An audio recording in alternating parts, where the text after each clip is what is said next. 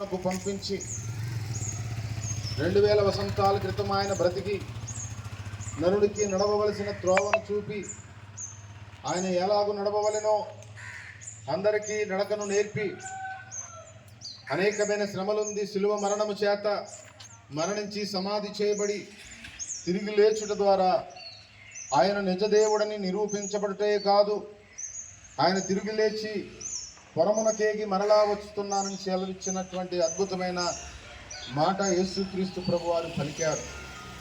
యేసుక్రీస్తు ప్రభు యొక్క జననముతో ఆయన ఆరంభము కాదు, ఆయన జగత్తు పునాది వేయబడక మునిపే దేవుడు యేసుక్రీస్తులో మనలను ఏర్పరచుకొనెను అన్న మాట మనకు సెలవిచ్చి ఉన్నారు. కనుక ఈరోజు యేసు ప్రభు మృతులలో నుండి తిరిగి లేచిన గొప్ప దినమై ఉండగా ఆ దినమున ఈ శుభవచనాన్ని అందరికీ పంచాలని బయలుదేరాం.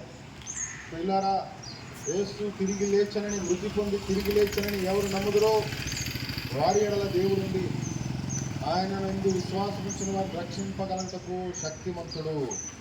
ప్రభు మిమ్మల్ని దీవించును గాక. ఆమేన్. క్రీస్తు నేడు లేచెను, క్రీస్తు నేడు లేచెను, మరణమును జయించెను, మరణమును జయించెను, మృతులలో నుండి లేచెను. ఆయన విశ్వాసం ఉంచు వారిని ఆయన కూడా బ్రతికించును.